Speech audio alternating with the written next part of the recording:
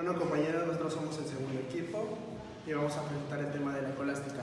La escolástica surge en la Edad Media para unir a la ciencia y la religión, para que la gente opte por aprender de las dos maneras, de la manera donde Dios es la fuente del principio de todas las cosas y la ciencia como la explicación de por qué suceden esas cosas. Esta corriente abarcó, como podemos ver, un amplio espacio temporal.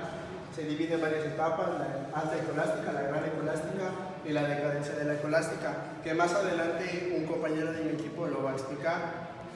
Pero, ¿qué es la escolástica o cómo podemos explicarla mejor? La escolástica, como ya lo dije, se refiere a unir a la ciencia con la religión, la razón y la fe, pero sobre todo la fe. Esto surgió como un intento de la iglesia para que la gente no perdiera interés con el conocimiento científico en la iglesia. La escolástica tomó filosofía árabe, judaica y grecolatina para fundamentarse. Esto lo podemos ver en un tema anterior que otros compañeros tuvieron que exponer, la patrística. Esto sucedió en la Edad Media, donde quien pensaba con un pensamiento que no fuera que imponía la religión o la iglesia era castigado de forma severa. La ciencia no tenía la aceptación que hoy tiene y mucha gente tenía miedo de expresar sus ideas o sus conocimientos por temor a la muerte. Tomaba textos sagrados, como en este caso es la Biblia, y después los explicaba de forma científica, poniendo por principio la razón, pero no olvidando la fe. Esto decía que Dios hacía algo, o en los textos sagrados se expresaban algo que sucedía como milagros, el caso de las inundaciones del arca de Noé, etc. Y los explicaba de una forma científica, pero no alejándose de la palabra de Dios, que en este caso era la Biblia. Córtese. Bueno, a mí me toca explicar las etapas de la escolástica. Empezamos con la alta escolástica, que surge en el siglo VI. Lo que busca esta etapa es eliminar las creencias malas o malas influencias que se tenían entonces en esa época. Un ejemplo de ellas serían las brujas. Pues como todos sabemos, las brujas eran mujeres las cuales adoraban a una entidad maligna, y parte de ello eran rituales o sacrificios que realizaban. Bueno, seguimos con la gran escolástica, que surge en el siglo XIII. Lo que habla es, dando a conocer qué es lo que quiere decir esto. Pues lo que quiere hacer esta etapa es implementar nuevas creencias a la sociedad, algo en que creer y en algo en que, expandir su mente, algo en que creer y en algo en que guiarse. Un ejemplo de ello, pues Dios. Pues como todos sabemos, Dios es para muchos la entidad que gobierna el mundo, la que más se utiliza. Y por último tenemos la decadencia de la escolástica. Surge en el siglo XVI. ¿Qué quiere decir con esto? Pues en este entonces era una época de guerras. La evolución de la alta escolástica se puede dividir en tres etapas. Esta se puede reconocer debido a cómo esta se podía interpretar entre la razón y la fe. Estas abarcan desde el siglo XI al siglo XV. Empezamos con la primera, va del siglo IX al siglo XII. Esto se debe a que se oponen los realistas a lo que son los nominalistas y conceptualistas. La segunda etapa abarca desde el siglo XIII. Esta tiene mayor auge. Lo tiene porque Aristóteles se pudo recoger de los textos judíos y árabes.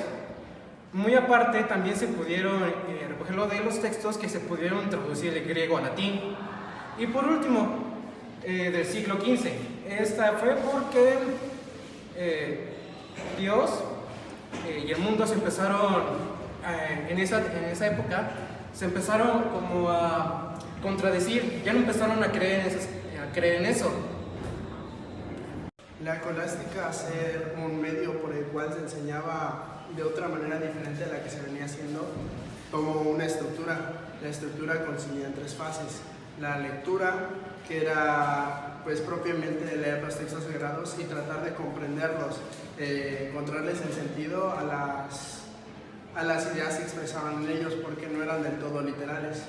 Después se encontraba la pregunta, que era formular preguntas y tratar de dar explicación con base en la lectura. O sea, de la lectura pasábamos a la pregunta de la palabra de Dios o la palabra de un discípulo de Jesús. Pasábamos a formular el por qué, el cómo y el para qué. Esto nos servía después para la tercera etapa, que era la discusión. No todos o no todos tenían la misma respuesta, sino que cada quien o cada persona, como hoy lo vemos, le damos diferentes significados a las palabras. Entonces, en la tercera etapa, que era la discusión, se trataba de que personas que estudiaban la Biblia y se cuestionaban sobre ellas, tenían un diálogo donde intercambiaban ideas y formulaban unas nuevas, descartaban unas y tomaban unas como verdaderas. En cada etapa de la escolástica tenemos a diferentes exponentes. ¿Debido a qué? Pues debido a que es un periodo de tiempo muy amplio. Abarcamos del siglo VI hasta el siglo XVI. Son prácticamente 1000 años. En la primera etapa de la escolástica, que es la escolástica, encontramos a San Anselmo, a Pedro Abelardo, a Roselino, a Averroes, a Maimónides. Después, en la gran escolástica tenemos a Santo Tomás Aquino, San Alberto Magno, Roger Bacon, San Buenaventura, Duns Scoto, Henry Gent. Y después, en la última etapa de la escolástica, que es la decadencia, tenemos como exponente principal a Guillermo Opham.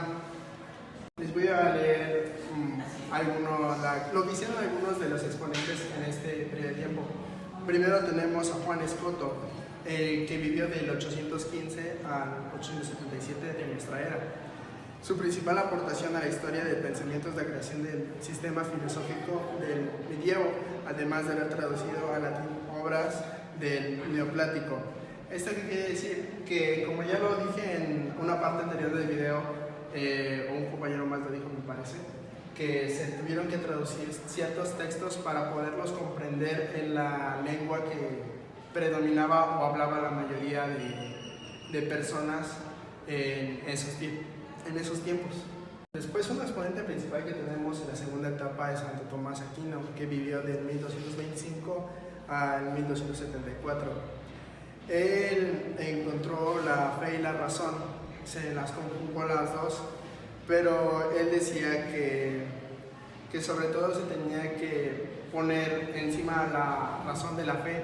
¿Para qué? Para poder comprender los textos, para poder darles una verdadera respuesta, porque si nos basábamos absolutamente en la fe, es obvio que íbamos a tener diferentes opiniones, y con esto podía producir a conflictos ideológicos. Después tenemos a Othman. Él que decía, él planteaba la idea que Dios no puede ser representado o no puede ser comprobado a través de la razón. ¿Por qué? Porque la fe es el único camino que nos lleva a conocer a Dios. Buscar el porqué de su existencia o el si existe nos lleva en dirección contraria a lo que busca la escolástica.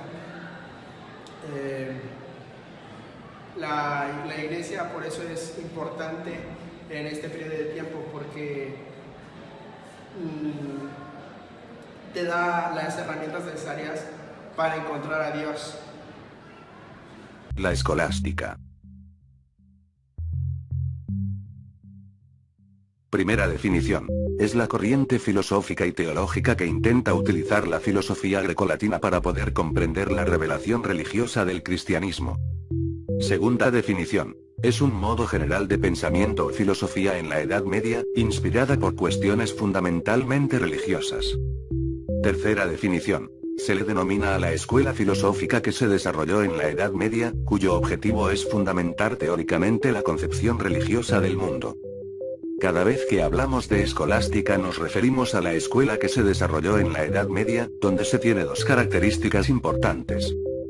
Primero, la autoridad que tenía el maestro. Segundo, el abandono de la ciencia y el empirismo.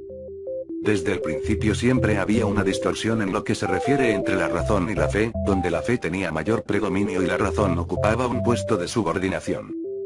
Dentro de la escolástica todo pensamiento debía someterse al principio de autoridad y la enseñanza se podía limitar en principio a la repetición de los ritos antiguos.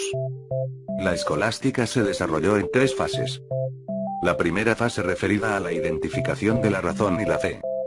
La segunda fase referida al pensamiento o conciencia que proponía que la razón y la fe tenían una zona en común. La tercera fase referida a la separación entre la razón y la fe.